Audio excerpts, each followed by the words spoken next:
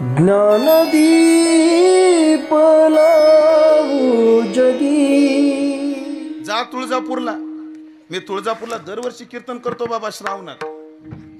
ते देवीचे पुजारी भोप येत ना, ते सप्ताह करतात. जय जगदंबे पूर्ण कदंबे, पूर्ण कदंबे, जय जगदंबे पूर्ण कदंबे, जय जगदंबे पूर्ण कदंबे. जगबुधबारे, जगबुधबारे, तुझार मिला, तुझार मिला, तुझार मिला, तुझार मिला. तू जम्या फुलवरा बांधीला, तू जम्या फुलवरा बांधीला. तू जगा फुलवरा बांधला, तू जगा फुलवरा बांधला. जम्या फुलवरा बांधीला, तू जम्या फुलवरा बांधीला.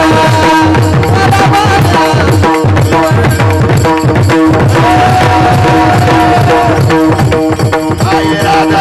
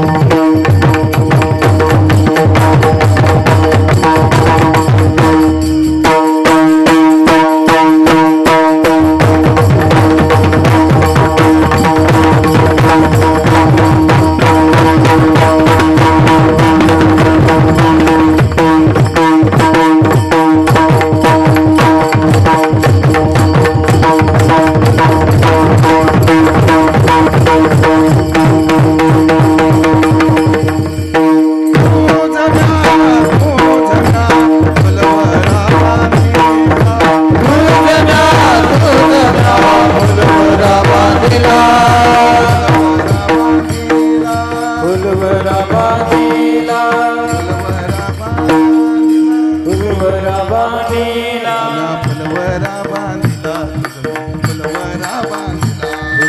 फुलवरा बांधला, फुलवरा बांधला.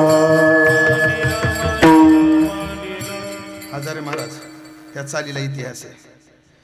पुण्यामध्ये एक वारकरी होते आणि तुकोबाराच्या सोहळ्यात बीजेचा सोहळा झाला की ललित उत्सवाची दिंडी निघते. त्या दिंडीमध्ये भारुड होतात आणि भारुड हे असले नाही हिजड्यासारखे, हा हे वारकरी भारुड आपले. त्या ठिकाणी विठ्ठलभाऊ नावाचा एक वारकरी होता, त्याच्या ह्या चाली आहेत चाली. हो अशा खास चाली महाराज फुलवाऱ्याच्या. आपल्याकडे गोंधळाच्या फुलवाऱ्याच्या चाली बऱ्याचशा त्यांच्याकडून आल्या. असो देह तुझा अर्पीला. आणि आमची देवी आहे ना, त्याला हे काही लागत नाही. जा तुळजापूरला. मी तुळजापूरला दरवर्षी कीर्तन करतो बाबा श्रावणात. ते देवीचे पुजारी भोप येत ना, ते सप्ताह करतात. जवळ 3 वर्ष कीर्तन केलं महाराज. मी त्या पुजाऱ्यांना विचारलं, म्हणजे तुळजापूरला देवीच्या गाभाऱ्यात दोन्ही नैवेद्य जातात, वर्णापूर्णाचाही जातो आणि तोही जातो. आणि मग ते महाराज वर्णापूर्णाचा गेला की देवीच्या तोंडाला नैवेद्य दाखवतात. आणि तो नैवेद्य तोंडाला नाही, पायाला आहे. म्हणजे पायाला काय, म्हणजे पायाखाली राक्षस आहे. देवीला लागत नाही, राक्षसाला लागत म्हणे.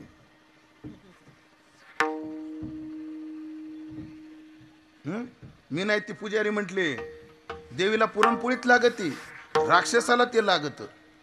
असो तुमच्या लक्षात लवकर यायचं नाही.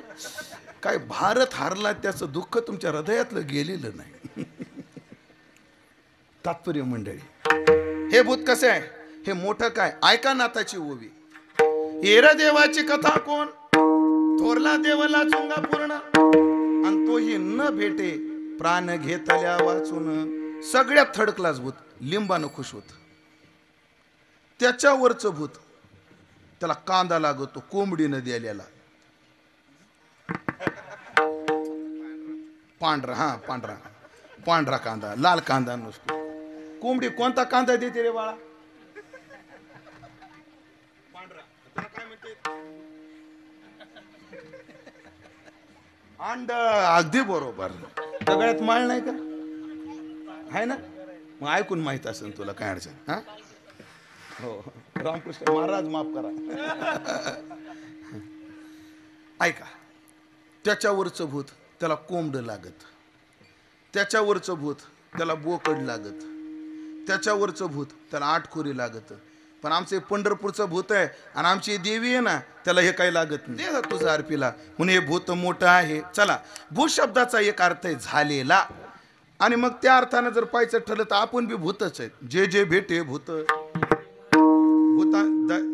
भूतांची काय, भूतांची दया हे भांडवल संता. इथं भूत शब्दाचा अर्थ काय, झालेले. भूभवती होणे आणि भूभवती असणे असे दोन अर्थ आहेत त्यात. झालेले. मग मला सांगा, तुझं नाव काय रे? काय?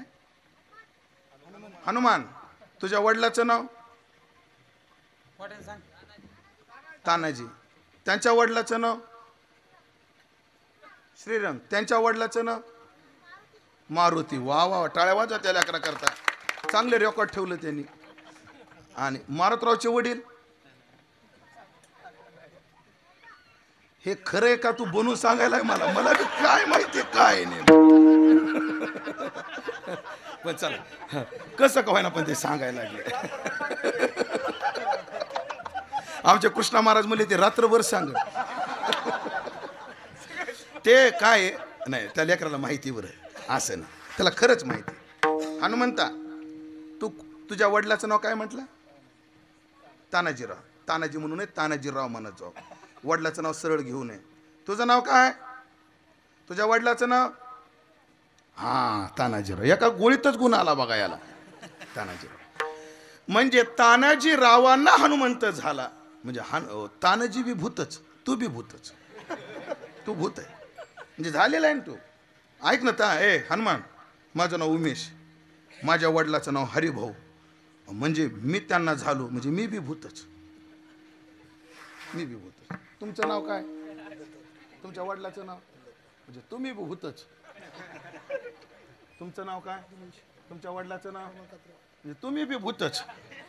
आम्ही चौघं नाही, तुम्ही सगळेच भूत. तुम्ही कोणाला ना कोणाला झालेले. तुम्ही काय MIDCच्या पाईपातून पडलेले थोडेच.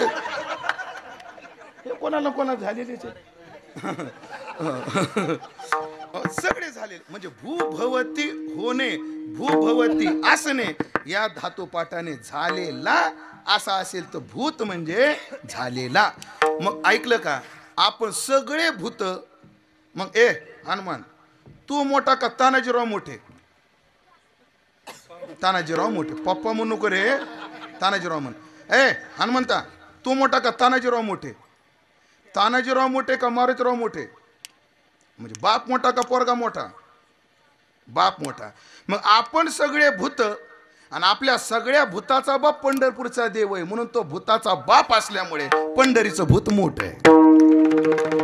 पंढरीचे भूत मोठे. हे काय करतं, आल्या गेल्या झडपे वाटे. जे आले त्यांना बी झडपतं आणि जे गेले त्यांनाही झडपतं. उदाहरणार्थ, मालक मोठा वारकरी, ड्रायव्हर मोठा खाटीक, पण मालकाबरोबर त्याला जावं लागतं. पण मालक गेला आणि हा त्याच्या संग आला. आल्या गेल्या झडपे वाटी. हे राहतं कुठं? पंढरपूरमध्ये राहतं. हे एकटंच भूत आहे का? नाही. डायरेक्ट शेवटचे एकटंच भूत आहे का? नाही. बहु खेचरीचे रान जाता वेडे होय मन. तिथं एकटं भूत नाही, फार मोठं भूत आहे. पुंडलिक नावाचं भूत आहे. तिथं चंद्रभागा नावाचं भूत आहे. तिथं ज्ञानोबा नावाचं भूत आहे. तिथं तुकोबा नावाचं भूत आहे. तिथे कोण कोण आहे?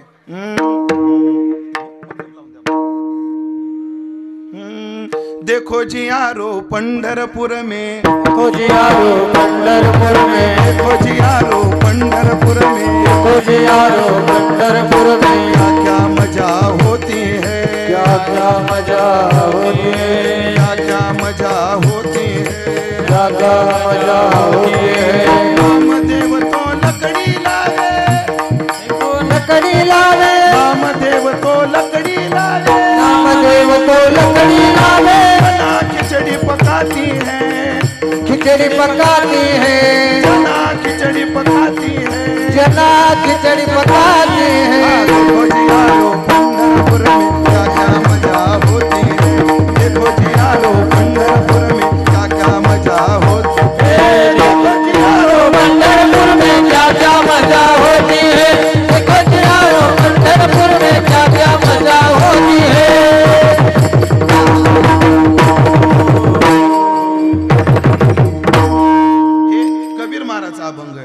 पंढरपुरामध्ये जनाबाई आहे, मुक्ताबाई आहे, निवृत्तीनाथ आहेत, ही सगळी भूत आहेत.